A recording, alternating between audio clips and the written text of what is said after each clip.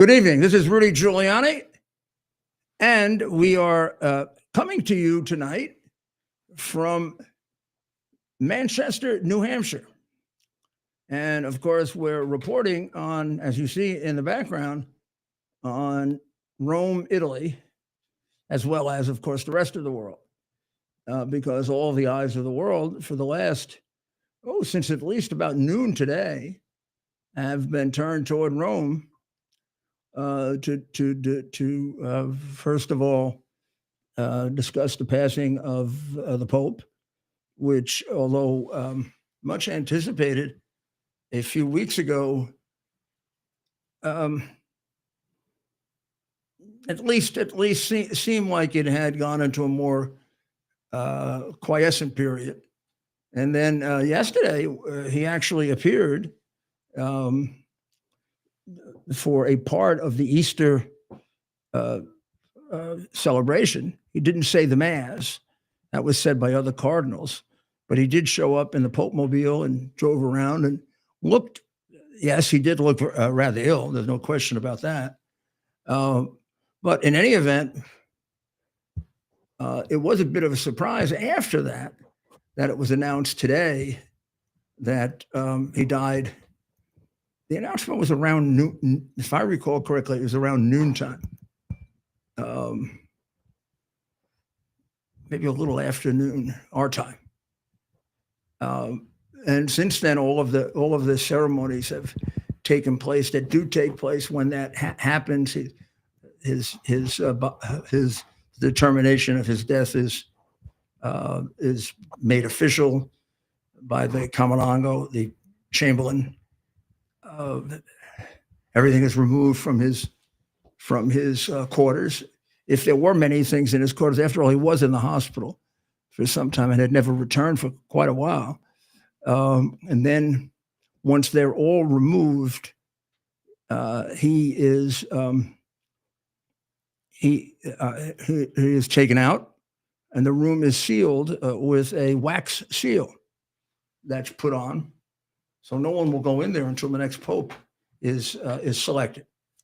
After that, I believe his papal ring is destroyed with a hammer and a chisel, because it was only for him. The new pope will have a different and a new papal ring for himself.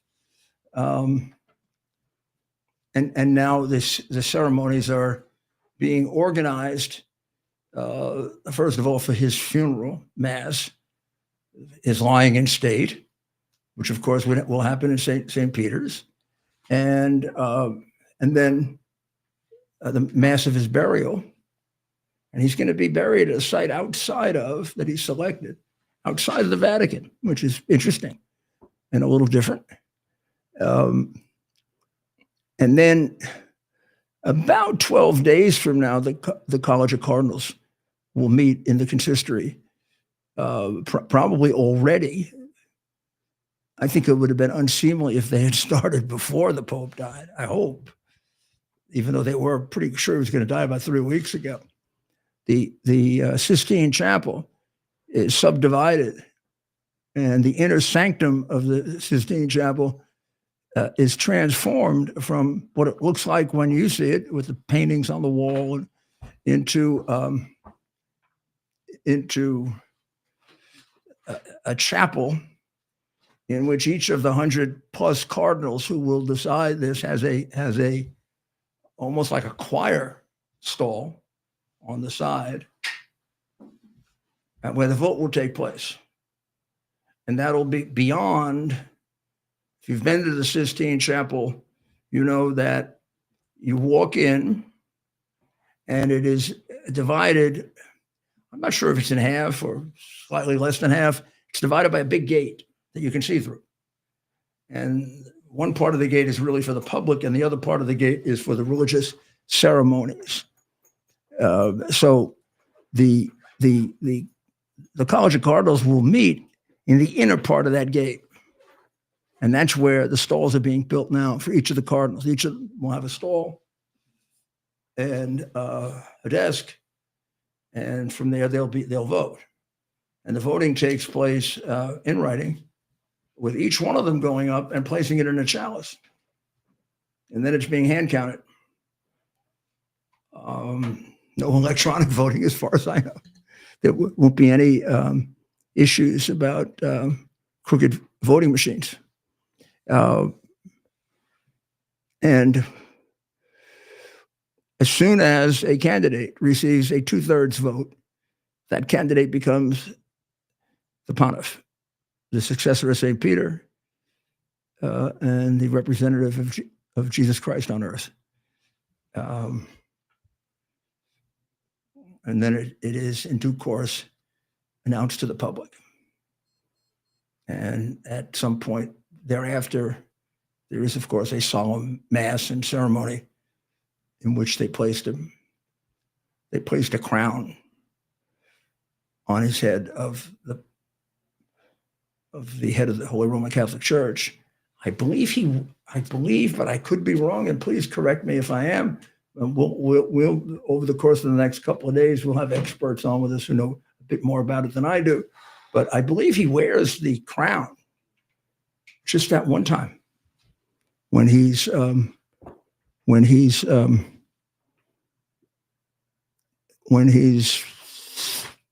even know what the right word is, sworn in, inaugurated, made the Pope of the Roman Catholic Church.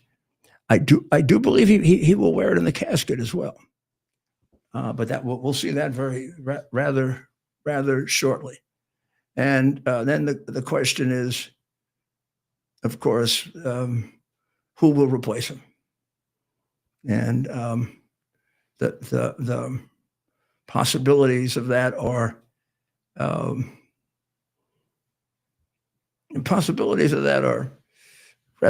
rather limited. We as Americans, of course, would love to finally see an American Pope. Of course, I would love to see the Cardinal Archbishop of New York as the next Pope. I can't think of a finer man or a better person and a more balanced human being to hold that job, or a holier person. I just love the man. And I don't really know him as well as I knew Cardinal O'Connor, who I also loved. And Cardinal O'Connor was also a very great man, very different. Cardinal O'Connor was much more of a taskmaster. Cardinal O'Connor was an admiral in the United States Navy, and he exuded a lot of that. I mean, he expected a great deal of discipline out of his church, and although his views were presented rather didactically, that really was his manner, and the way he really was a very, very open-minded man that you could discuss almost anything with. I loved him too.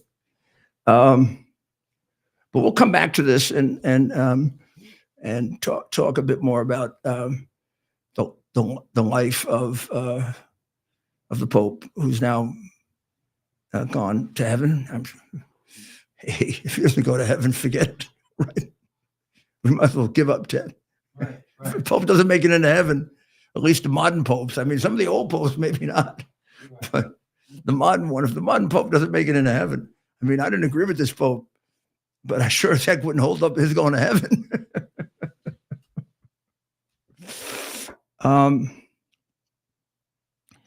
So let's cover some of the other things that are going on in the world. Although this is since noon today, this is really, if you look at this morning's New York Times and this morning's New York Post and this morning's Wall Street Journal, which are the three main ones I always look at, or even the Washington Post and the Washington Times, this all happened after they went to post. They talked about his Sunday, which really was more activity than he's had in a long time, Ted. Right. I mean, he was out and about quite a bit. He was not supposed to be. They selected other cardinals to say the Easter Mass, right, that our vice president was present at. Just think of, I mean, I don't know if this is appropriate to say it this way. I was about to say it, and then you wonder what's appropriate to say about things like death. And I was going to say, wasn't the vice president fortunate to get to meet him the last day of his life? He went to see him, and the Pope gave him gifts for his children. Isn't that wonderful? Right. Imagine giving those kids that gift. And the day before the Pope died, he gave. And I don't know, Ted, can we figure out the official time of death? We'd like to know if he died on Easter or after. I do think it would have to have been after Easter, because there were 7 hours. They're 7 hours ahead of us, right? Right. So now we're 8 o'clock here, so they're after midnight in Rome. So they announced his death around noontime today. So they were already 7 hours into the day when they announced it, or 6 hours into the day when they announced it. So I bet he died right after Easter, right, during the night, sure. Like on the 21st, which is today, Monday, not the 20th, which was Easter. But when you think about it, of course, these religious things mean a lot to a lot of people. He lived for Easter, for his last Easter, and apparently he went right through the day. Went right through the day.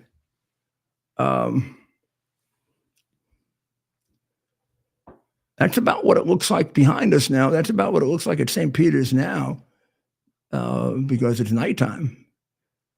But must be furious activity. I really would love if we could get into the Sistine Chapel, Ted. Now, I was just there 6 weeks ago at the Sistine Chapel. Made the mistake of taking pictures inside, and the Chamberlain, the man in charge, was a big fan. Thank God. Let me keep him. Really? Yeah, told me, be careful. Come on out. You hang around with me. He's an Italian guy. I think he was a priest. Couldn't tell. I mean, he had like maybe a brother. Maybe he was a brother. And he let me take a few pictures, which maybe tomorrow I'll share with you. I'm almost afraid to. Right. Why? It might be a sin. Who knows?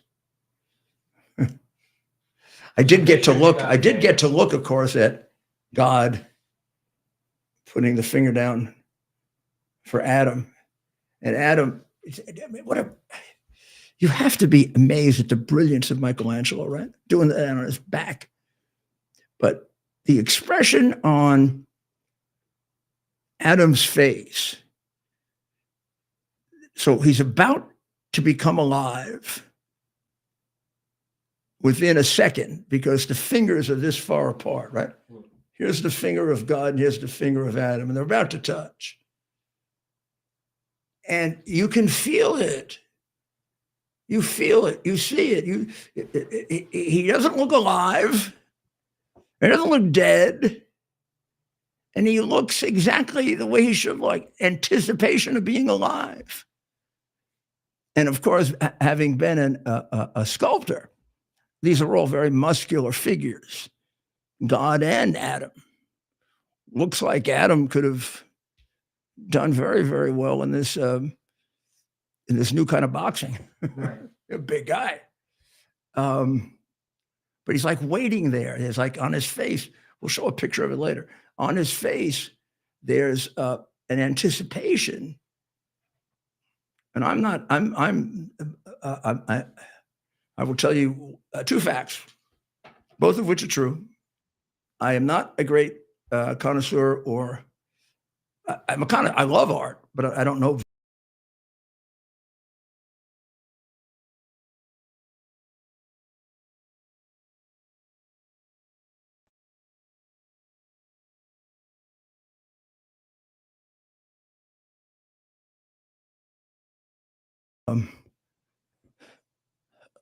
The Messiah, which 2/3 of which concern Jesus's life after his birth. It's the first third that's about the birth of Jesus, and the one that gets performed now at Christmas, but it was originally written for Easter and performed for the first time in Dublin.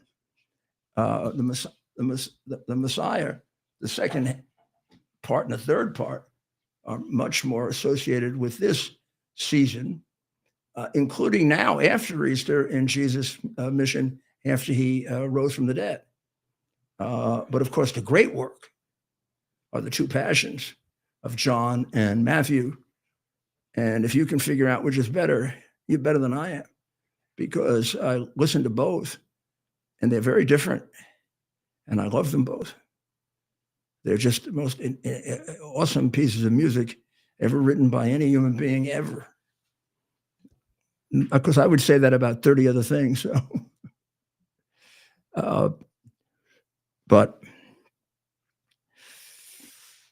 we'll now have a very interesting period as the church contemplates carefully what it needs. A brilliant choice back in the 1970s when they picked John Paul II, who was a alternate pick in the sense that the original, if I recall correctly, Pope selected before him lived only a month. Or there have been all sorts of mysteries written about how he died, and they finally decided on a pope from then a country that was prohibited from being Catholic, Poland. And of course, I don't know that anyone would disagree that he was the greatest pope of modern times and a saint now of the Catholic Church. A man that I had the great fortune of meeting twice, and blessed my children, which gives me goosebumps up until today. Well,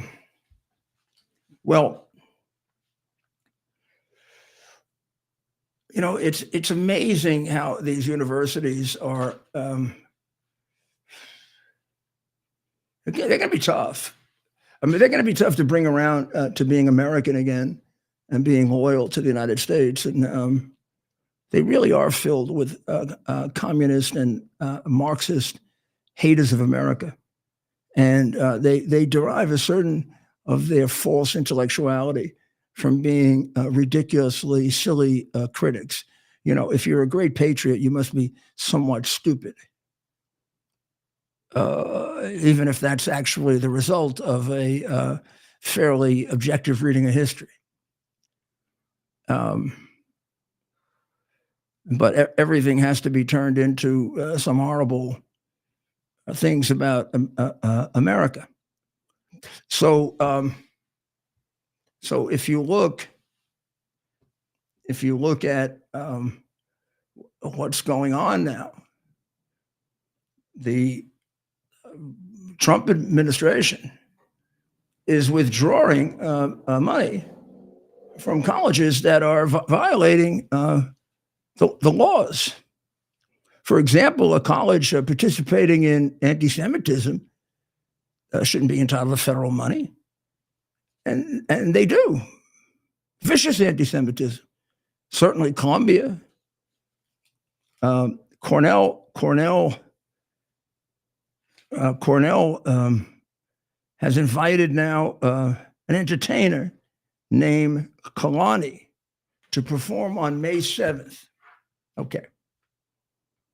One of her music videos starts with "Long Live the Intifada," which is the revolt by the Palestinian Hamas group against Israel and the other Palestinians.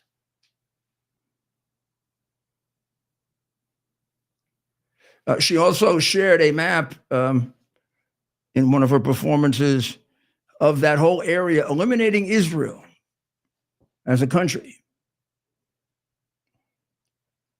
I mean, she's in favor of the elimination of one of our strongest allies. Will you just sit back and laugh at that? What is she making a joke? She's multi-Grammy Award nominated. Don't know if it doesn't say she ever got one. I have no idea who she is. I have no idea who Kalani is, but she's gotten a lot of Grammy Awards for things that she has sung, I guess, if she sings, or maybe she plays the flute, but they've gone past me. A million years, you could pay five. The only way I know it was Kalani is if you played me 4 songs, and the one that I'd pick out Kalani's one that sounded the stupidest. But the Trump administration has frozen $1 billion in federal funding to Cornell based on a civil rights probe over whether it failed to prevent anti-Semitic discrimination and harassment on campus. And Cornell is sending a message back. I don't really give a shit.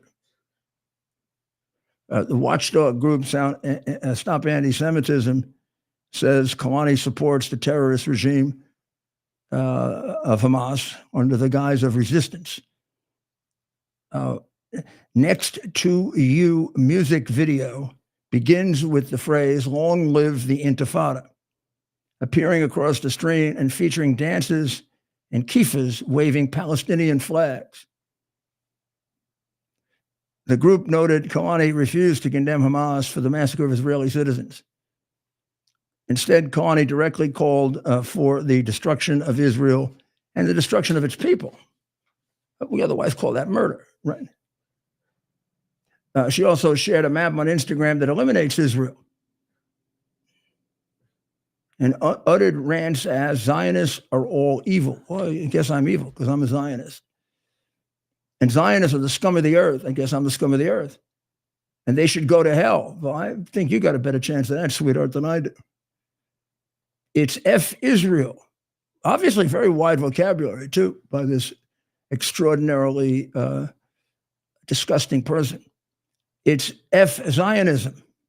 It's also F a lot of y'all. A lot of us. She wants to F all of us. She said on X last year. And she was invited for Slope Day, end of year celebration. She's the headliner. This will be like she recently performed at Northeastern University. Why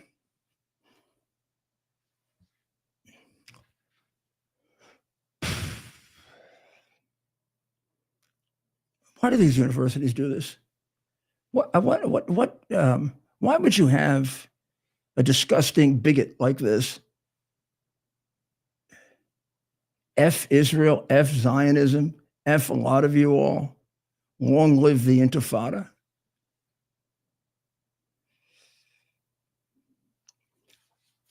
That's what's going on. Russia and Ukraine had supposedly a day off for Easter, but they fought with each other, and each one is blaming the other for having violated the Easter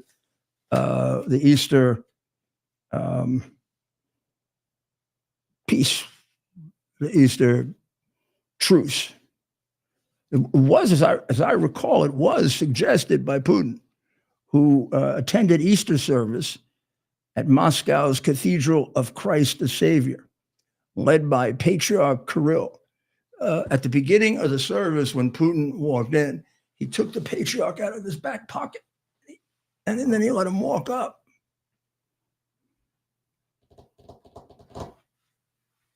Patriarch Kirill. Look, in case you haven't noticed, I'm no fan of Putin, never have been. And I've met him. And I'm not impressed. Unlike President Bush, I didn't see anything in his eyes but a stone cold killer and a KGB guy, similar to people I had put in prison. Smart as hell. Sharp guy, charming guy, actually. But if you don't have the discipline and you haven't experienced a lot of different sophisticated kinds of crimes, he could fool you. He sure as hell fooled Bush, who I think would tell you now that he was fooled. But this weekend, which was supposed to be a truce, um, they attacked Kyiv. Moscow claims they attacked first. So it's hard to say. As of Easter morning, the Russian army is trying to create a general impression of a ceasefire, but in some places it does not abandon individual attempts to advance and inflict losses on Ukraine, Zelensky said. In practice, either Putin doesn't know what's going on or he's doing it on purpose. At 4 p.m. Sunday on Easter, Kyiv's military recorded 46 skirmishes, which was 900 shellings and 400 drone deployments from Moscow. Despite that, Zelensky is still offering a 30-day truce starting at midnight, which I don't think has been accepted. Russia says that they launched the attacks because 48 drones were fired from the Donetsk region of Ukraine into Russia. And they also began attacking Moscow's troops in Kherson. And Putin, as I said, was attending Easter services after he pulled the patriarch out of his back pocket and told them what to do. So it doesn't sound like this is going anywhere fast. It is true that there have been renewed talks between now the U.S. and Ukraine, and there is an agreement on a structure for a truce that either has or has not been presented to Russia yet. And there have been expressions suggesting if this doesn't work, the U.S. just pulls out and leaves them on their own. Let Europe deal with it. We'll have to see, right? So can we take a look, Ted, and see who won the female version of the Boston Marathon? Today was Patriots Day in Boston, and they ran the Boston Marathon. And the last two Boston Marathons in the female category were won by men. Not even much of an attempt to. I think these men still have penises, so not even much of an attempt to hide it, except maybe to, swish around and put your voice higher. One of them was kind of a shitty male runner, which is what they usually are. They're usually like 490. It's the male runner. Now, this is just the simple fact that we're built differently. 2 years since the non-binary category was introduced. Non-binary category. I don't know what the hell that means. Both winners have been biological men. The non-binary category uses the woman's qualifying time. Non-binary individuals may be either male or female. Is there a third category? Yeah, there are three categories. So it's a third category. There's a second category. Men, women, and non-binary. Who wins this one? Well, I don't know who won. The last two in a row were men who won the women version. The qualifying time for women is 16.6% slower than for men. That's 30 minutes slower. You can't make up 30 minutes. Wow.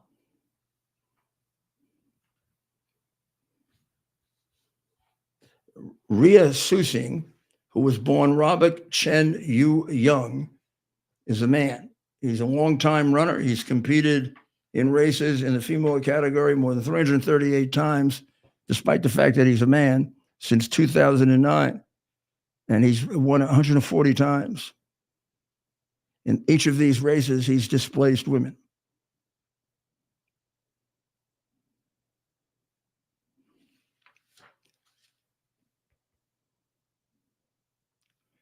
This is like turning your head around. I don't know if this is a product of the original women's liberation movement going crazy on steroids, that were just like men. In a lot of ways, you're a lot better than men. You're just not as big and strong.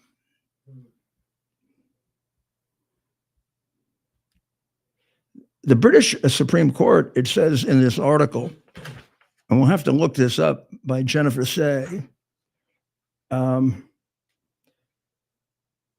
is ruling.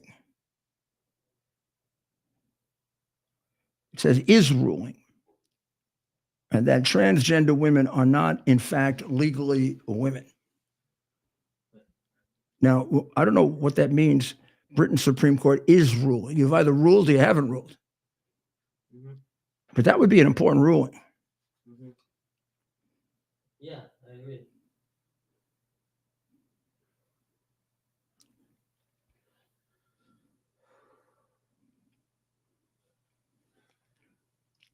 I mean, there are about 20 distinctions between a man and a woman that gives a man a great advantage if they're in both, depending on the level of shape they're in. I mean, you could take a completely useless guy who's in terrible shape and a female athlete, and of course you'll beat him. We're talking about both being fairly trained athletes. I would say this is I do not know Jennifer Say, who's the founder and CEO of XX-XY Athletics, because those are male and female chromosomes. But she is suggesting that the Bank of America and Adidas stop endorsing this. And create a real man and a real female category.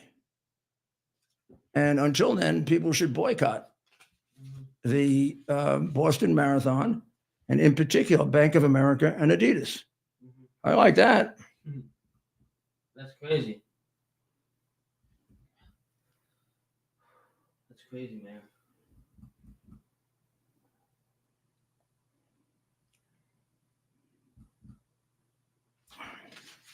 Did you see who won? Yeah. So who won? A man. Well, it was a man. Well, man, there are two. Yeah. So I have to find well, there's three. There's three categories. Yeah, I'm a little confused with the third. The third one, anybody can participate in. Yeah. And it's under women's rules. Yeah. Very confusing. But what we're really interested in, who won the women's? Let me tell you. Oh, it'll be a woman's name, so I wonder if there'll be. Sharon Lochetti. What? Sharon Lochetti. Sorry, I can't talk.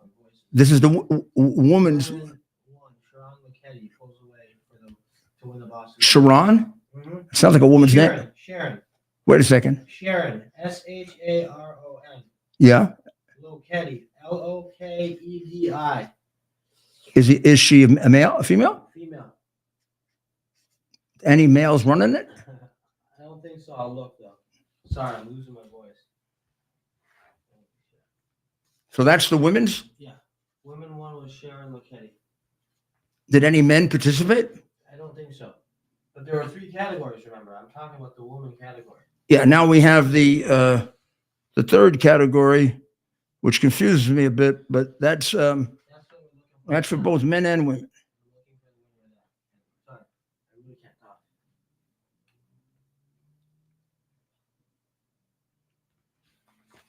So that category. Yeah, we're gonna get you gotta get the third category. That category is non-binary. Whatever the hell that means. Non-binary. The non-binary category.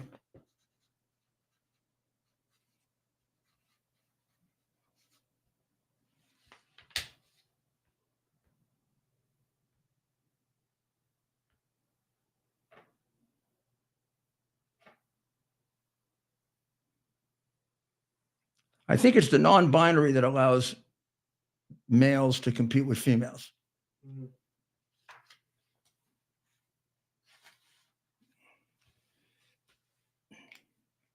trying to find the winner of that category. So you had 3 winners. Well, Take a break. Should we take a break?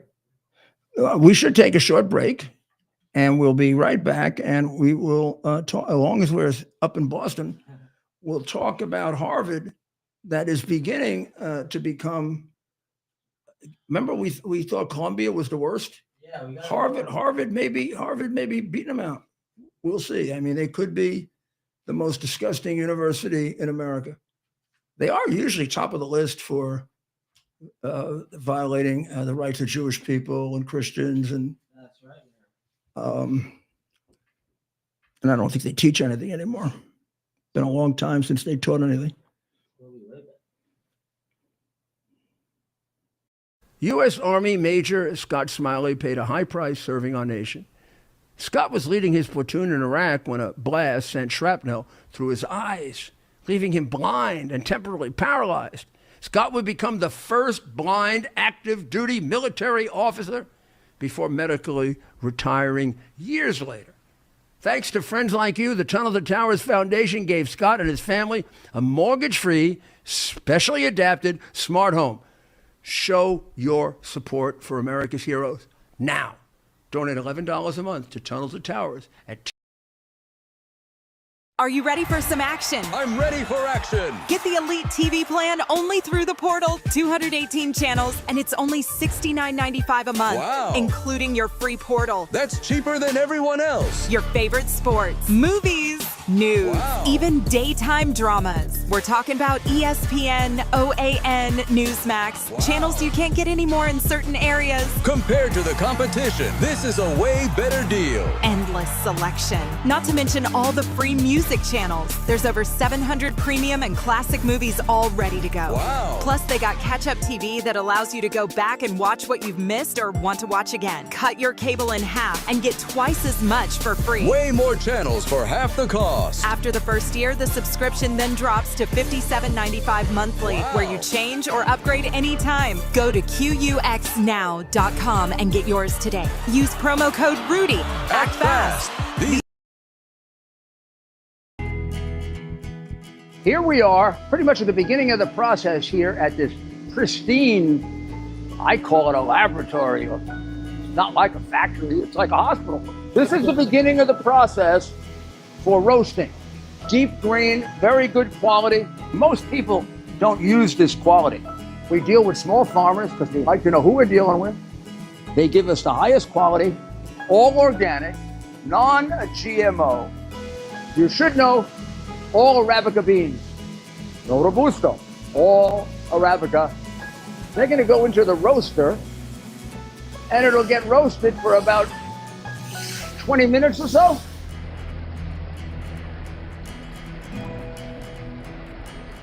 Oh my goodness, look at these. My goodness.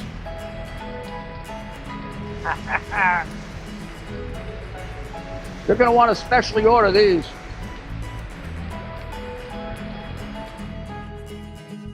This is what goes into Rudy's coffee.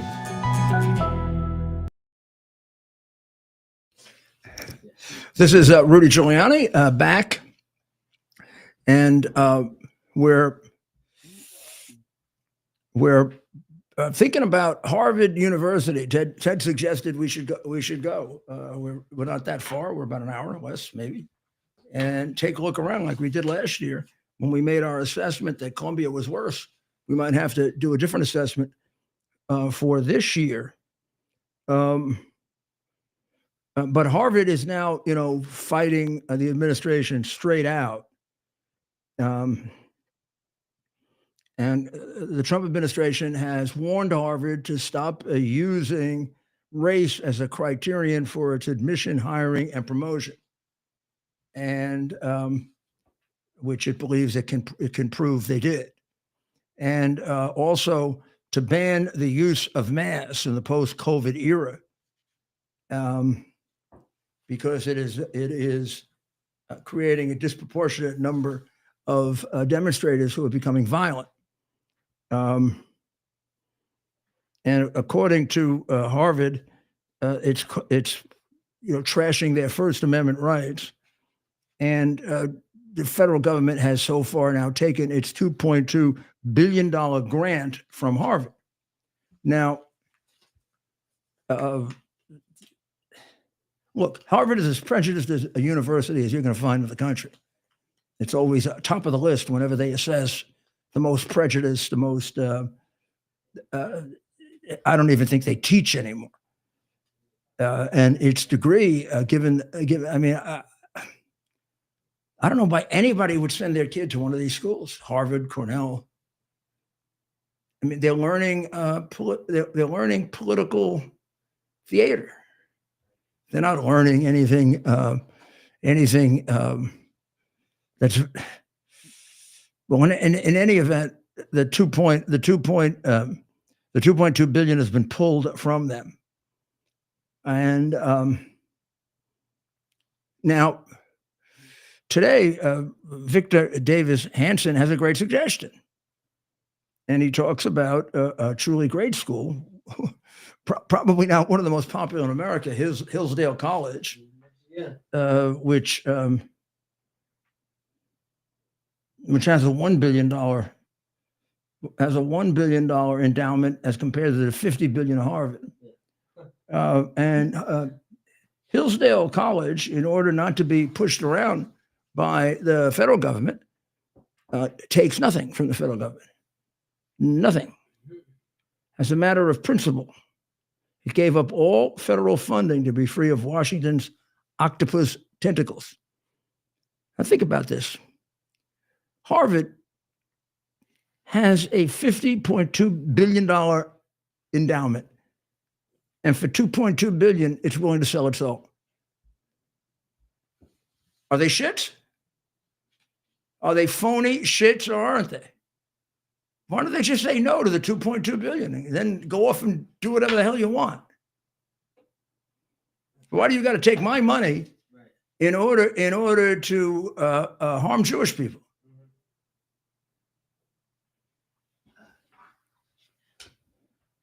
Why do you have to take my money in order to teach what I regard as desecration of American history or desecration of philosophy and theology?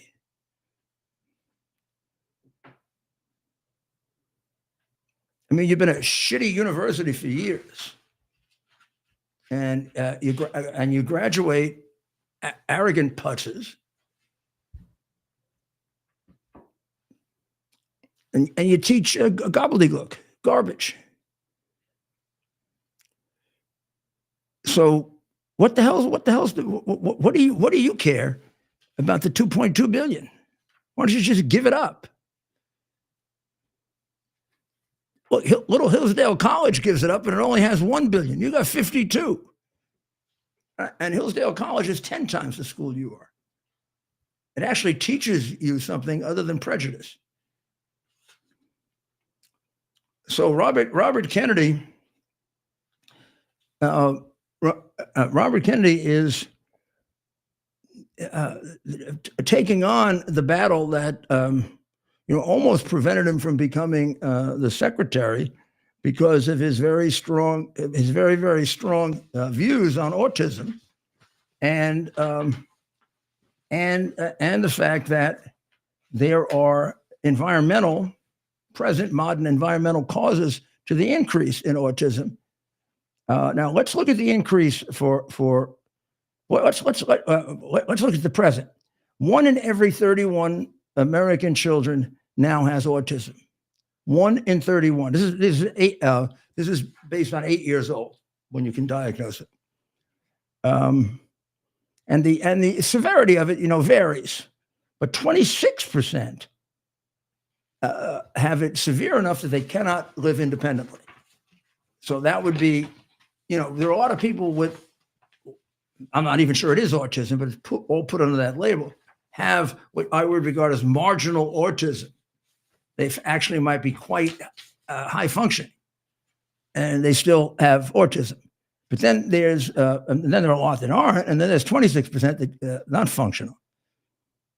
So Kennedy has announced that his department is now going to look at 6 environmental factors with potential links: ultrasound scans, mold, pesticides, food chemicals, certain medicines, and water contamination. And Kennedy has accused the National Institutes of Health and the CDC, which are under his control now, of blocking studies over the years into the cause of autism. And autism has grown dramatically. The 1 in 31 rate now used to be 1 in 54 in 2016. At the beginning of the century, it was 1 in 150. So in 24 years, we've gone from 1 case of autism out of 150 kids to 1 case of autism, 31 kids. Now, what the experts would like you to believe is that that's just the way it is. We're just doing a better job of finding it, and it's not increasing. The Autism Society of America said it does not signal an epidemic. It reflects diagnostic progress and an urgent need for policy that is rooted in science and the immediate needs of the autism community. Claiming that autism is preventable is not science. Who decided that? The maestro of science? The king of science? I am the king of science. Autism is not preventable. So stop putting money into it and put the money in my back pocket. I mean, how stupid is that? The simple fact is we don't know what causes autism. We don't even know how to categorize that autism. How do we know what causes it? It's a spectrum. And when you try to get them to explain the spectrum to you, after about 2 seconds, they fall apart. So stop pretending like you know. Show some damn humility for human life. I don't know if Kennedy's right, but at least he's willing to look. I know you're wrong. I know you're wrong. I know you're wrong because you won't look. There's got to be, I'd really like to get to the bottom of why you're doing that. There's got to be money involved in this. You know, Ted, there's got to be money. There's got to be some, this isn't done by, you know, luckily somebody didn't come up with a so-called cure for it, and then they pretend it was, and then one of the drug companies tried to make a fortune on the cure. And how many scoundrels are involved in this, in our healthcare? I guess where there's so much money involved, it just draws scoundrels like that, huh? Mm-hmm. Kennedy's doing a good job. Got balls. Mm-hmm. Boy, do you need him now. I mean, Trump's got a lot of guys with balls. That's right. Well, we're going to take a short break, and we will be right back, and we'll take a look at what's going on in Israel. Are you ready for some action? I'm ready for action. Get the Elite TV plan only through the portal. 218 channels, and it's only $69.95 a month, Wow. including your free portal. That's cheaper than everyone else. Your favorite sports, movies, news, Wow. even daytime dramas. We're talking about ESPN, OAN, Newsmax, Wow. channels you can't get anymore in certain areas. Compared to the competition, this is a way better deal. Endless selection. Not to mention all the free music channels. There's over 700 premium and classic movies all ready to go. Wow. Plus, they got catch-up TV that allows you to go back and watch what you've missed or want to watch again. Cut your cable in half and get twice as much for free. Way more channels for half the cost. After the first year, the subscription then drops to $57.95 monthly, Wow. where you change or upgrade anytime. Go to QUXNow.com and get yours today. Use Here we are, pretty much at the beginning of the process here at this pristine, I call it a laboratory. It's not like a factory, it's like a hospital. This is the beginning of the process for roasting. Deep green, very good quality. Most people don't use this quality. We deal with small farmers because we like to know who we're dealing with. They give us the highest quality, all organic, non-GMO. You should know all Arabica beans, no Robusto, all Arabica. They're gonna go into the roaster and it'll get roasted for about 20 minutes or so.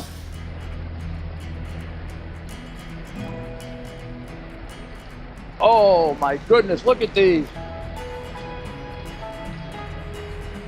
My goodness.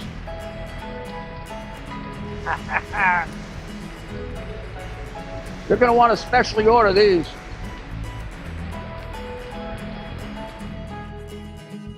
This is what goes into Rudy's coffee.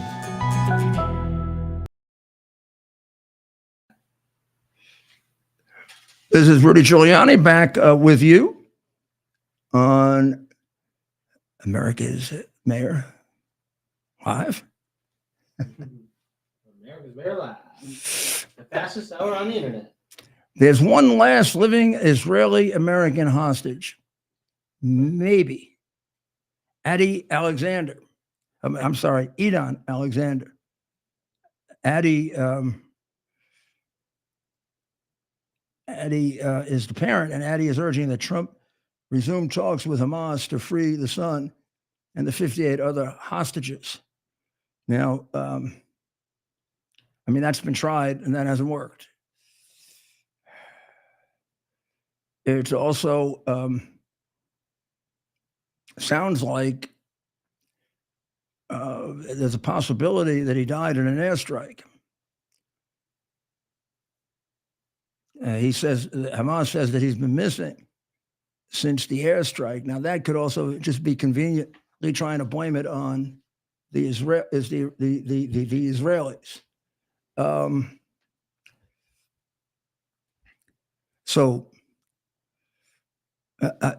This is I just don't know when we're going to put our foot down and end this thing. It's time that we do that. It's time that we put our foot down and just end this, completely end this. I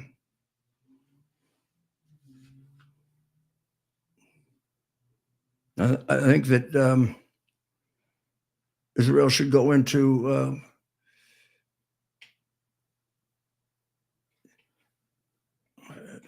should go into Gaza with a massive army and pull out everybody that belongs to Hamas and get them out and tell them they'll have it. And then after they get them all out, tell them they'll have a chance to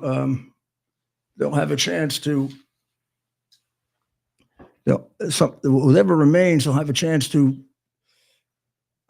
turn themselves in, and they won't be tortured or killed or beaten, or they'll just be relocated out of Gaza far away. And who's ever left, if you remain, we'll kill you on sight. Now, they're being accused of much worse than that. And I listened to some of the debate on with the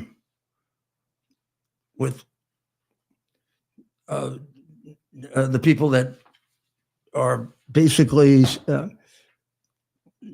crying for the Hamas victims, the victims in Palestine, and that the Israelis are, killing way too many of them and way too many of the civilians. Now, first of all, I don't know that that's true. In order to do that, you're relying on Hamas statistics. Number two, I don't know what you do when you tell the civilians to get out.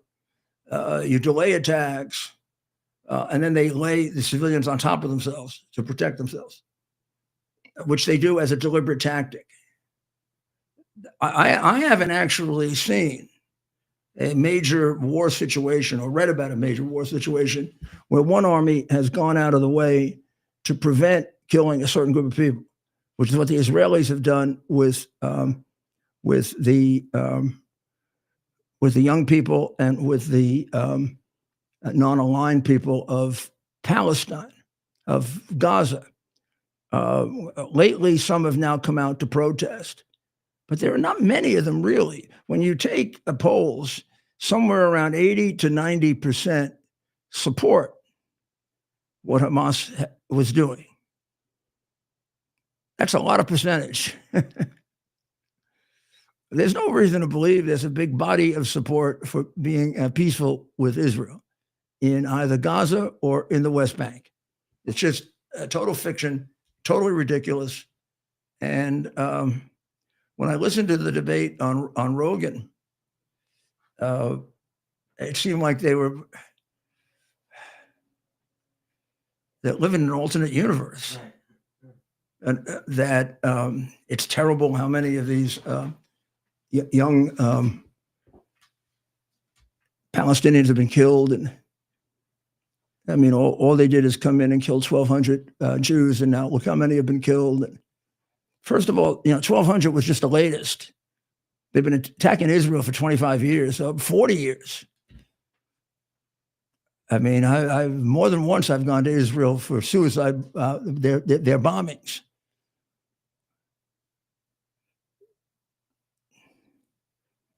And I don't see the big support for accepting Israel among the Palestinians, not just Hamas, among the Palestinians.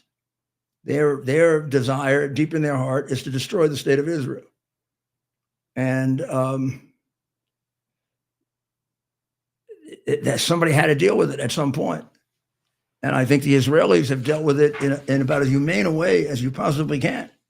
I mean, when they talk about civilian buildings being bombed, do they forget about what Germany did during World War II? Weren't those civilian buildings they were hitting in London and England? Weren't they civilian buildings they were hitting in France, Czechoslovakia? And when the English responded, what did they hit in Germany? Civilian buildings.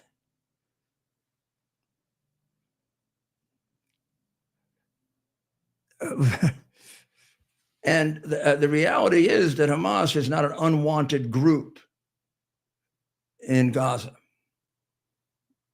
They either embrace Hamas or don't like Hamas, but embrace what Hamas stands for, which is hatred of the Jewish people. They're all trained to hate Jews from the day they're born, and Americans. And they do a pretty good job of it. So I think it is absolutely necessary that we get this over with. And I think Biden did a tremendous, disservice is such a weak word, an enormously anti-humane act in stretching this out and hoping that Israel would lose. Remember, he didn't even want them to respond to the attack, killing the 1,200 people. So we're going to take a short break because I want to make sure our cameras are straightened out. And then when we come back, we're going to talk a little about Pete Hegseth and where he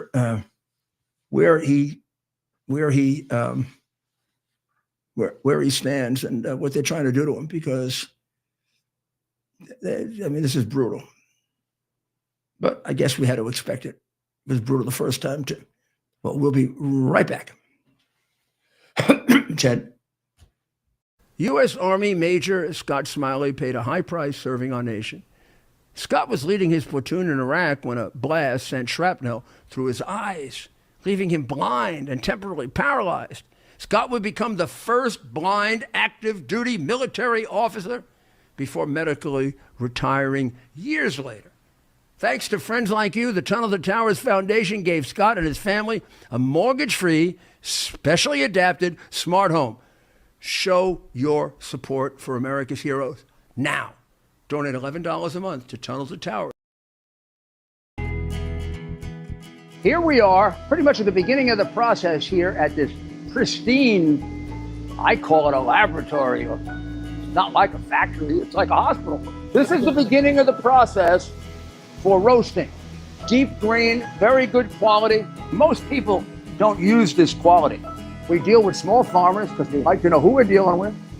They give us the highest quality, all organic, non-GMO. You should know all Arabica beans, no Robusto, all Arabica. They're going to go into the roaster and it'll get roasted for about 20 minutes or so.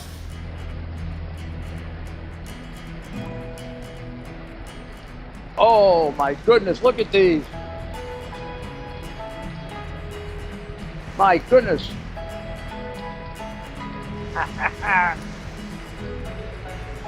You're going to want to specially order these.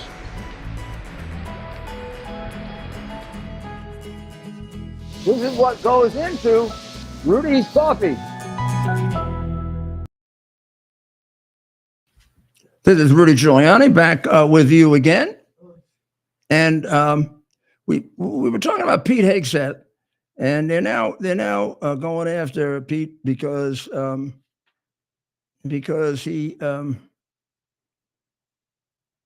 they say he included two of his aides that he shouldn't have, and his wife, in learning some things about the attack on the Houthis in Yemen. Now, there's nothing that I know of that suggests that any of this is classified. And his wife is not a practicing journalist. She was a journalist. She's an expert in this area. And unless it's classified information that she's not entitled to, or maybe he's gotten her a classification, he's certainly entitled to talk to her about it.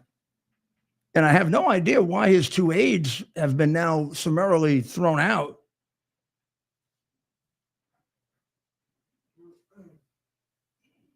Which they call a sensitive group chat. Well, I mean, everything you talk about in the government is sensitive. Of course, it's a sensitive group chat. Was it classified?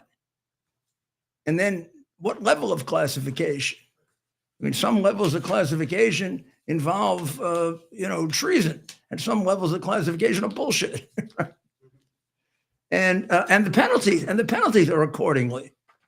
I mean, if you ever threw everybody out that made a mistake with classified information, there'd be nobody left in the army. I mean, and also they overclassify or underclassify. Before you can start getting holier than thou about classifications, the whole damn system has to become a lot more disciplined, because otherwise it's very often a trap for the unwary. And you can't have a discussion without talking about classified information. Maybe. I mean, this is ridiculous. Nothing happened as a result of this. No harm, no foul. When I look at it, it's not the kind of information that jumps out at me. First of all, it doesn't look like it was classified. Number two, it definitely doesn't look like it has to be classified. I have a pretty good, I spent a lot of time working on classified information. And for years, I've had this objection. It's almost useless because it's overused. It's like, crying chicken all the time or crying wolf all the time. And there's no wolf. And then finally there's a wolf and you're dead because nobody listens to you. A terrible, terrible, terrible, terrible, terrible death in the Bronx. I look at the little boy's face and let me see if I can find it for you. It's such a tragedy.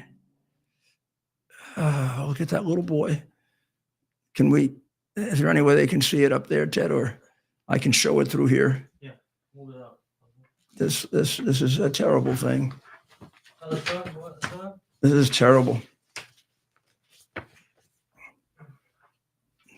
What's his name?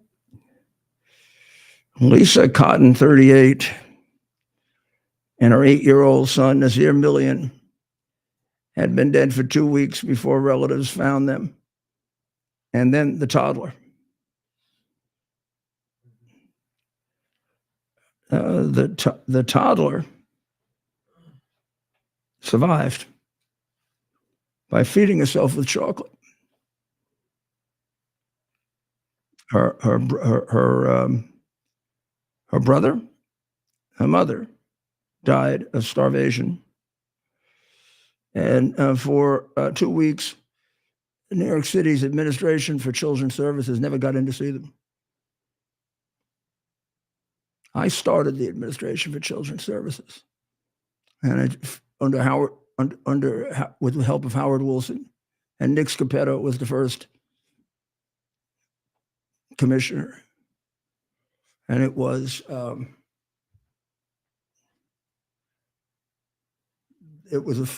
terrific innovation, and I did it because of Elisa Escuerdo, who died around Christmas time of 1994.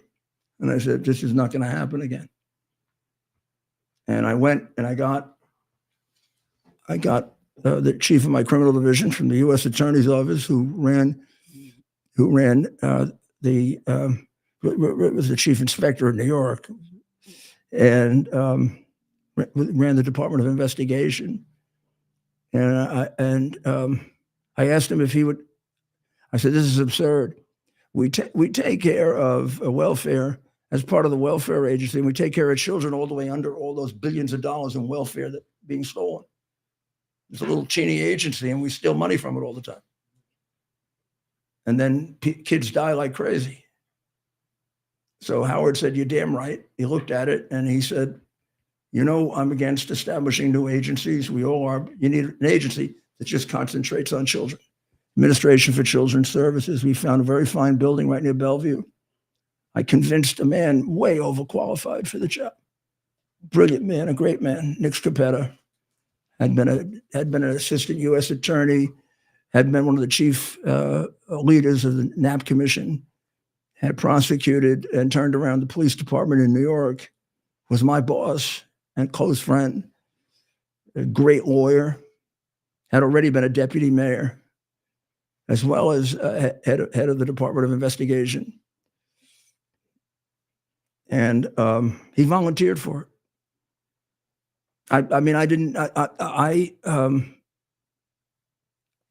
If I recall correctly, I went to Nick to ask Nick for advice about who could do this. And Nick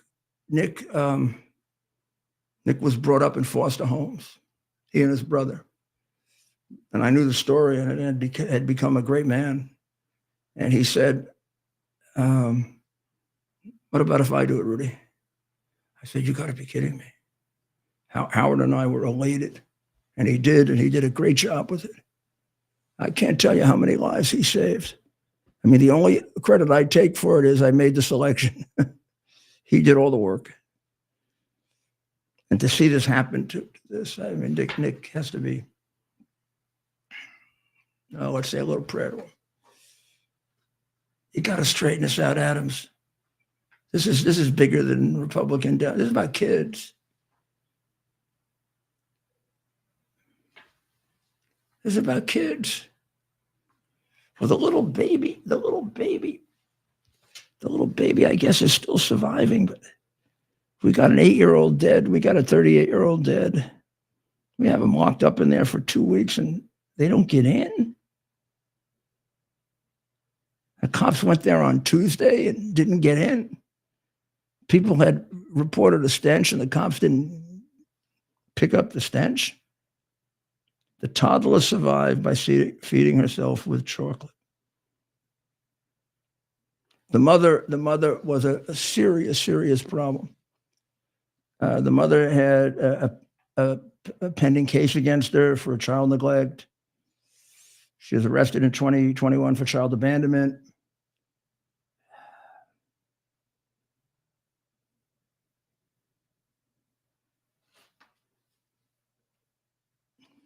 It needs a revision again. Maybe these things have to be done every 20 years. I don't know. But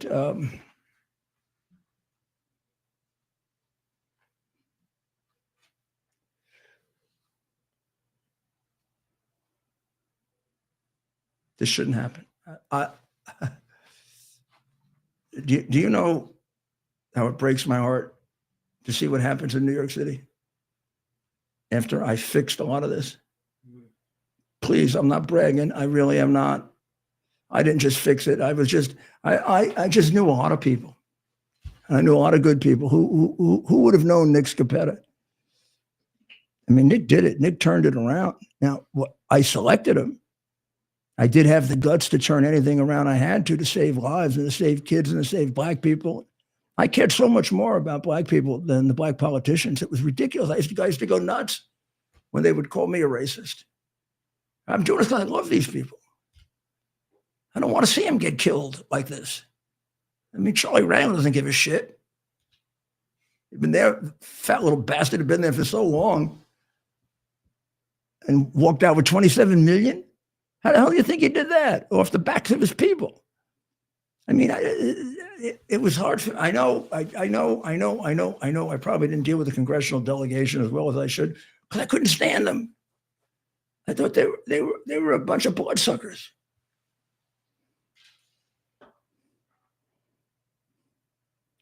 You know, this young lady who had all these problems, Lisa Cotton.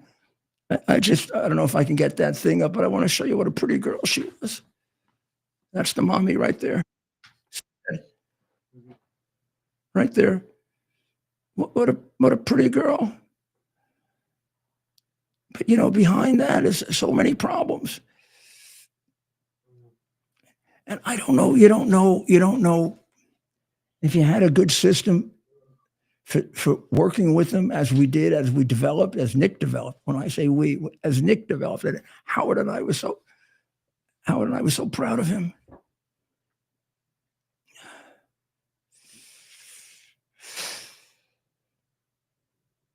Maybe you could have saved her. Maybe not. I mean, I'm going to throw out a number. You could probably avoid 50% of these with good, solid work. I don't even mean any great breakthrough, any great knowledge. I mean being disciplined and organized and not a bunch of bums who don't give a shit. I don't know. You go there and there are dead bodies inside. You don't even smell it. The neighbors smell it. You don't even smell it. You probably don't. You don't care enough to smell it.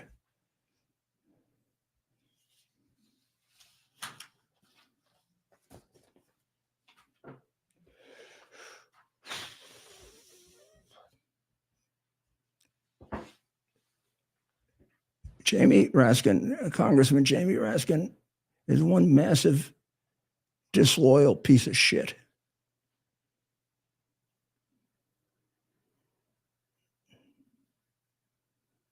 He's threatening foreign leaders who are threatening authoritarianism in our country.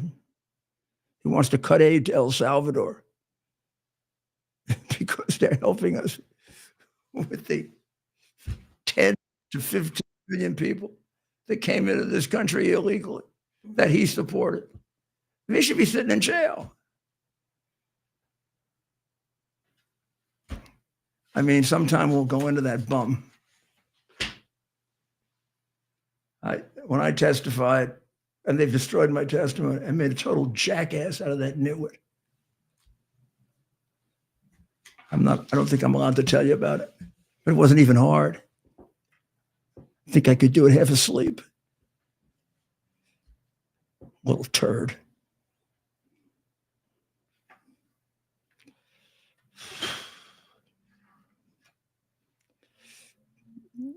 You know, these things you got to point out because they happen and nobody, you know, in Utah on Friday on Good Friday, some maniac intentionally hit a Tesla while driving at over 100 miles an hour.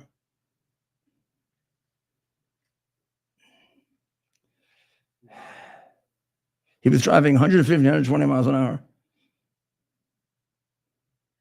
He hit it on purpose to push it off the road. He had a suspended license and he had drug paraphernalia.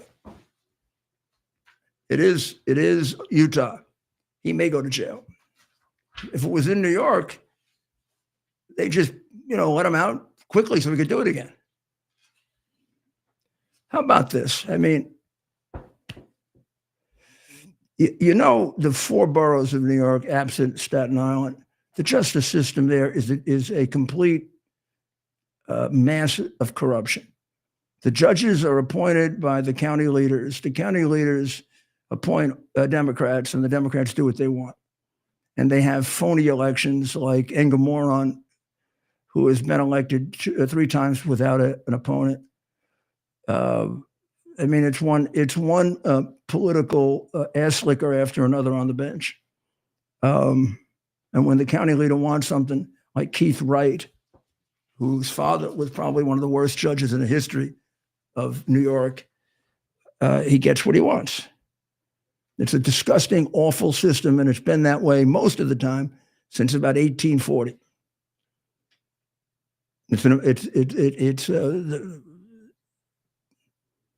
mean, it used to be controlled by the mafia. It wasn't even hard. They're looking for like a mafia to control them now to make more money.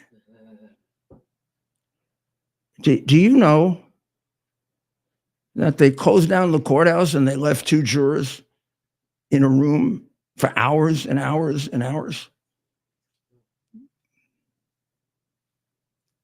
The Brooklyn court officials, I mean, this is the least of what they do.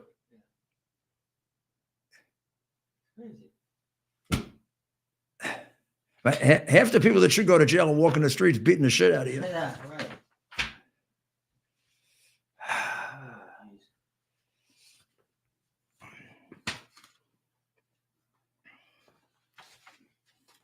Well, there was an Easter parade on, and I want to show you some pictures of it, but I don't think we're set up to do it right because we won't be able to show anything on there, right? Right? We'll show tomorrow, yeah. Okay. Or if we take a break, I can come over and fix it. Let's take a break. No, you don't feel well. Ted is. Sore throat. If anybody has any recommendations, I got a couple from the mayor looking for others. What? Additional recommendations on what's that. So Honey. Honey. what I do want to tell you about, which is a very nice story. We might as well tell one nice story before we. Is that since the pandemic, since the whatever you want to call that, right? Virus. Somehow I think that was all completely orchestrated. The number of people returning to the Catholic Church is demonstrably increasing since the pandemic. So they did a little article about it today, which is a nice one, a nice article, a nice after Easter article. And they featured this young man, Sidney Johnson.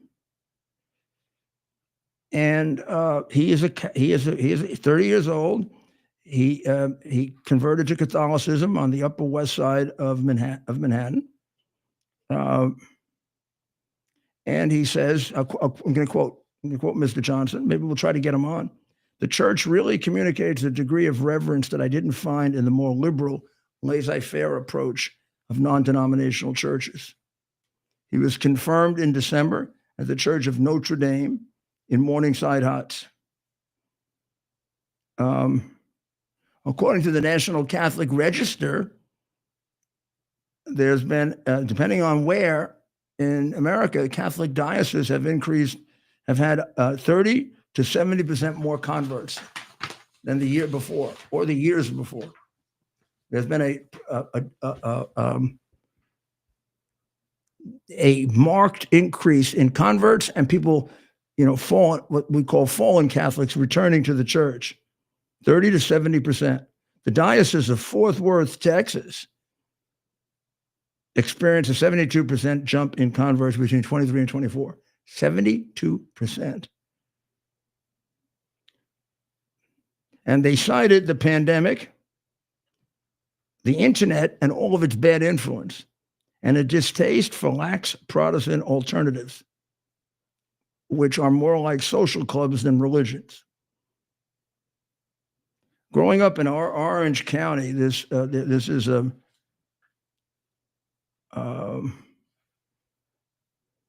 make sure I have the right person here. The first gentleman that I talked about.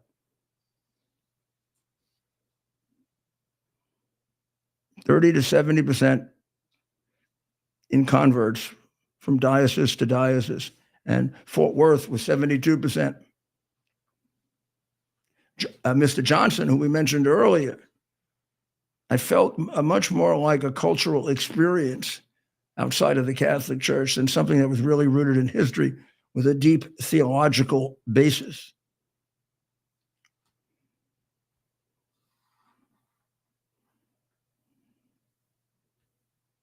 I just started reading the Bible and I found so much wisdom, beauty, and meaning. And this is now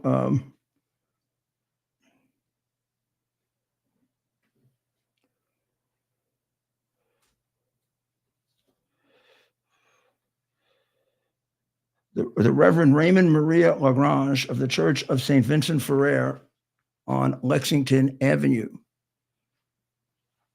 says that 3/4 of his new converts, 3/4 of his, I should tell you about the Church of St. Vincent Ferrer. That was my church. And it is run by the Dominican priests, Dominican friars. And I got close to them, a long time ago when I gave the commencement address at Providence College, which is run by the Dominican priests and brothers.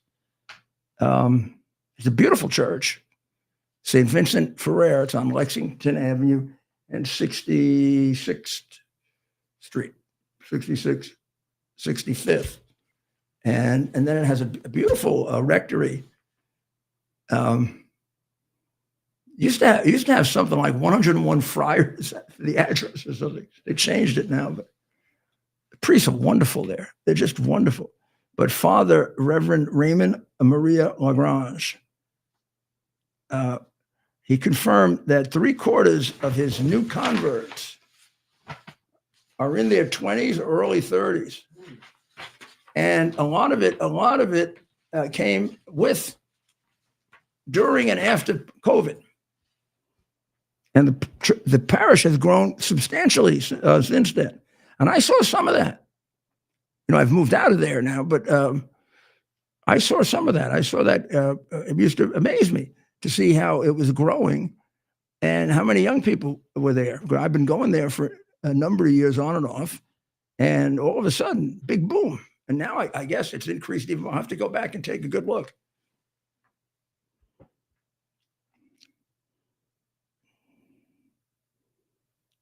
Then they have a little story here about Adrienne Lawson, who founded Catholicism via the internet.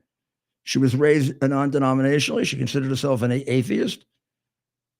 And in her early 20s, she started reading about God and thought about various religions and selected Catholicism as what she regarded as the most thoroughgoing. She was wrestling with mental illness and the meaning of life. And those are questions I couldn't answer without religion. My mental health improved very quickly. Isn't that wonderful?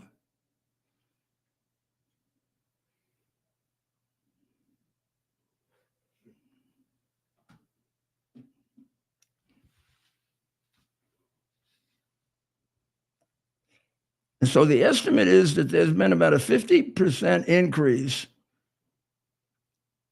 This is a Houston parish, in the converts in this Houston parish.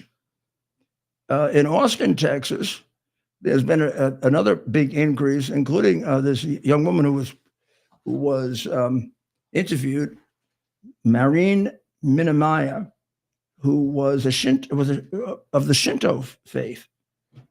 And she was studying at Columbia, and she started reading about theology and converted.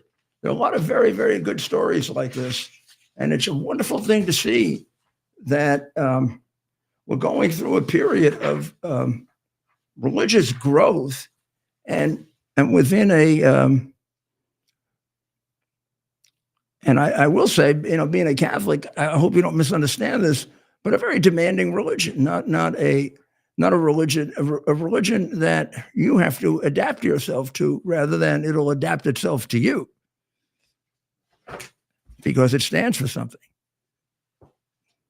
Beautiful thing to see. And I when I'm in New York, I'm going to go take a look at some of those churches. I used to sometimes around this time of year, there used to be a thing about visiting 3 churches on Holy Thursday night. And as a child, I did it. And then as an adult male, I did it, often just to see what was going on in the churches. It'd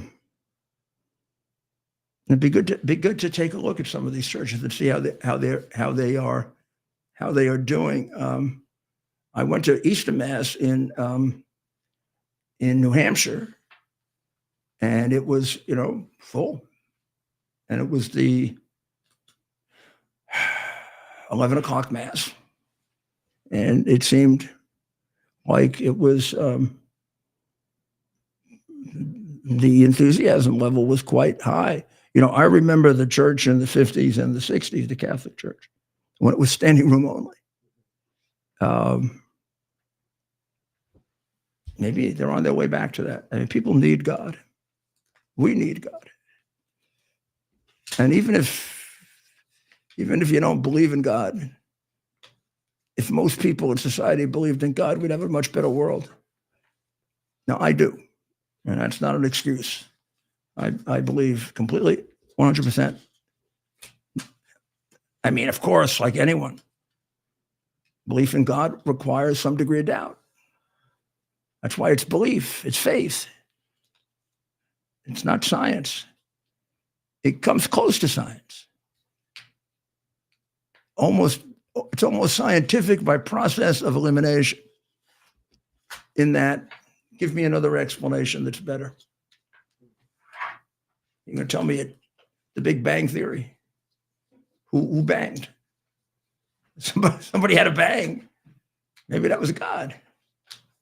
Come on, tell me how it began.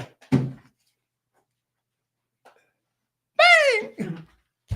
Okay, somebody had to say bang. See, I just said bang.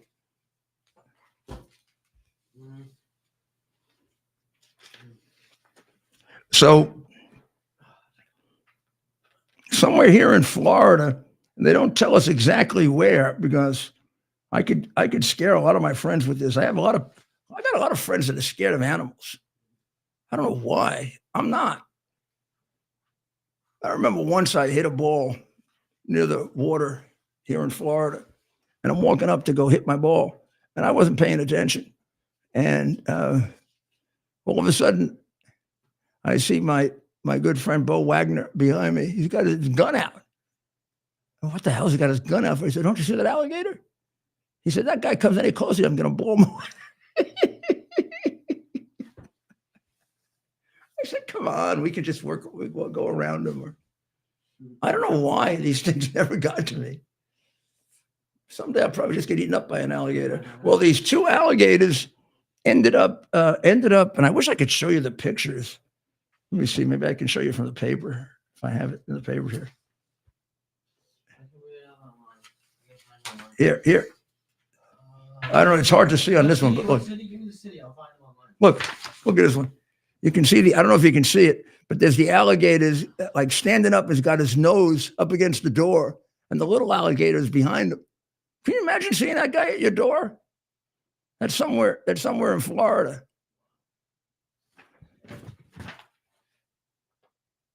You know what he's looking for? He's looking for a meal. And then he's got the little guy here. See? Little guy down here. It's a great headline. This is by Fabiana Buontempo. Nice Italian name. Fabiana Buontempo. Scaly creeps knock on Florida front door. I agree. Scaly creeps. So we've got still 2 situations that have to be fixed. And one Israel and of course, Iran. And I'm getting a little nervous about it, I must say. I just think the only safe solution for the world is to blow away their nuclear capacity. I don't care what kind of an agreement we reach. And I hope if we do, it's as airtight as possible. And I'll pray for it. I'll pray for its success.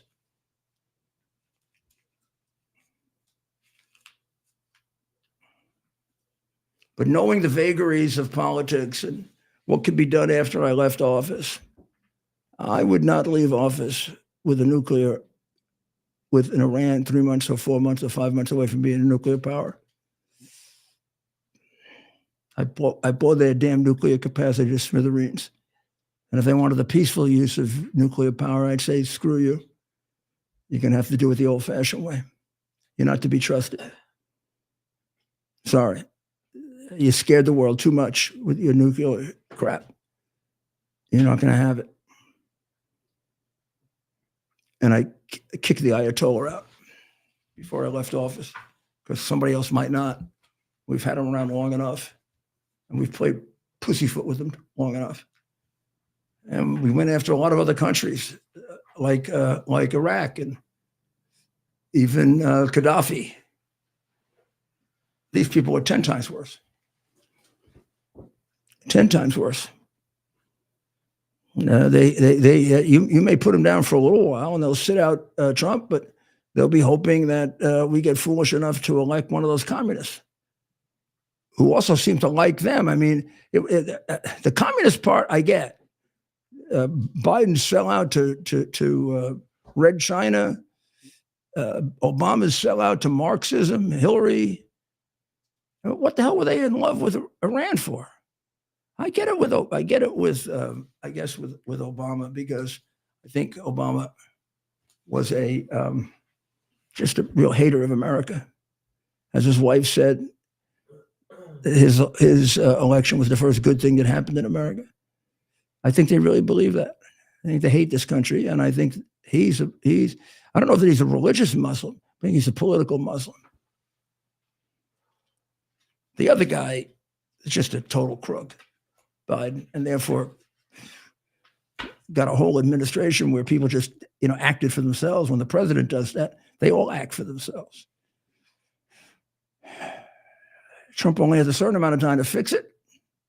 And one of the things that has to be fixed is Iran. And we're so close. We're so close to go with an agreement with these people. I mean, it's been 40 years of their bullshitting.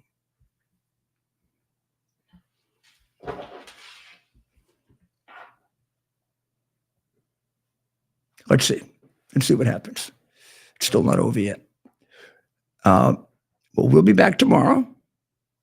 We will, at 7:00, we'll be on Lindell TV. And of course, we'll be on X, where you can always find us, right? And then at 8, we'll be back. And we'll be back for our 600 and something show. I know we're in the 600. 652? So we're halfway through 600, see? We've been on a while. A couple of times we were close to being thrown off. But we hung in there. We hung in there. And, it's good. Because we can get you things that other people don't. And I'm very proud of that. I'm very proud of Ted, who's feeling very ill tonight, you should know. And he's making a hell of an effort, keeping this thing going. And I'm proud of him. Because we really feel we have an obligation to get these things to you. Sometimes you get them the next day. I mean, it's great because we often get as many viewers after, like overnight and tomorrow, as we have now. So, and then of course you can always go back and find it for reference. So, thank you. Thank you for supporting us, and thank you very, very much for listening and watching and supporting us and supporting our advertisers, and who are all very, very close friends. We don't just have advertisers; they're causes, and I don't think we just have listeners. We got a few that just hate us and listen to try to find a mistake, and then we got the people who are with us and wanting to see this country be what it could be and can be and should be and has to be if we want to save the world. So we are in a very, very holy season. We're one day after the resurrection of our Lord Jesus Christ, during the period of time that he remained on earth to settle things for his church and to settle things for humanity. And I think it's a good time to reflect on religion and what it means to us and how important it is to us. And we'll try to look for things like that, like we did today about the growth of the Catholic Church. I'd like to see that with other churches as well. Now, I'm sure it's going on. We'll take a look. And I hope it's the conservative traditional churches that make it difficult.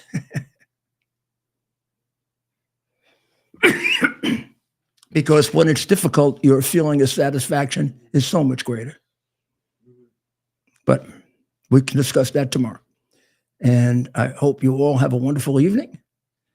And again, we'll be back at 7 on Lindell and X, and then we'll be back here on X, and everybody else that we're on, whichever one, whatever, wherever you're watching us, you can watch us again. And Ted will feel much better by tomorrow. Okay. I can tell. Yeah. This is the worst of it. This is the worst of it. I can tell. I say I have to go. We'll talk after. Yeah, I'm surprised he's even awake. Well, pray for the people of Israel. Pray for the people of the Ukraine. Pray for the people of Iran. And pray for all of us, for the whole world, all the people of the world, so that our world improves. The Vatican. And The Vatican. Pray for the Vatican. yeah, and pray, I don't know that we got to pray for it almost seems strange to say to pray for the repose of the soul of the Pope. My goodness, if you got to pray for the Pope, we're really in trouble. Maybe we pray to the Pope. maybe we pray to the Pope. Tell him that even though we've had disagreements with him on things, which is unusual for a Pope, he still was a great man and a man of God and a man who spread God. And all of us have a right to look at things in somewhat different ways. Yeah, but he was a good man. And it's a great church when it's keeping itself focused. And I think right now it's very focused. I think they're going to make an excellent choice. I really do have a very good feeling about it. I think he's left them in that sense very disciplined. And let's see what happens. You never know, right? The selection of Pope is part of our history. Yeah. So it can be a very fascinating period of time. I know quite a bit about it, and with Monsignor Plager and lots of other people who will put on, they'll be able to tell you a great deal of the history of this unbelievable part of Western civilization, which is what it is, the papacy. Let's pray to the deceased Pope. Why don't we pray to him? He's a saint now. I mean, maybe not officially, but he is. Let's pray to him for guidance and help and to intercede for us. I don't think he's going to have to do too much interceding for himself. So to intercede for us. And I know he wasn't the biggest on America, but maybe you're up there now, you can take a broader view of it.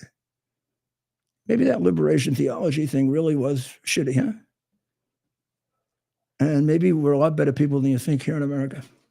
A lot more moving things in the direction that you really want things to go. Maybe. But in any event, I don't know if that's that much for prayer, but pray for us. And we're gonna pray for you. We'll probably But here's what we'll do. We're going to pray for you. We're going to pray for the repose of the soul of the Pope. And if he doesn't need it, God, please apply it to somebody else. So Amen. that needs it, like Ted and me. Yeah, I need it. Actually, Chair. So Ted's going to feel better by tomorrow. I know it. And we're going to see you tomorrow. And God bless America. It's our purpose to bring to bear the principle of common sense and rational discussion to the issues of our day. America was created at a time of great turmoil, tremendous disagreements, anger, hatred. There was a book written in 1776 that guided much of the discipline of thinking that brought to us the discovery of our freedoms, of our God-given freedoms. It was Thomas Paine's Common Sense, written in 1776, one of the first American bestsellers, in which Thomas Paine explained, by rational principles, the reason why these small colonies felt the necessity to separate from the Kingdom of Great Britain and the King of England. He explained their inherent desire for liberty, for freedom, freedom of religion, freedom of speech, the ability to select the people who govern them. And he explained it in ways that were understandable to all the people, not just the elite. Because the desire for freedom is universal. The desire for freedom adheres in the human mind, and it is part of the human soul. This is exactly the time we should consult our history. Look at what we've done in the past and see if we can't use it to help us now. We understand that our founders created the greatest country in the history of the world, the greatest democracy, the freest country, a country that has taken more people out of poverty than any country ever. All of us are so fortunate to be Americans. But a great deal of the reason for America's constant ability to self-improve is because we're able to reason, we're able to talk, we're able to analyze.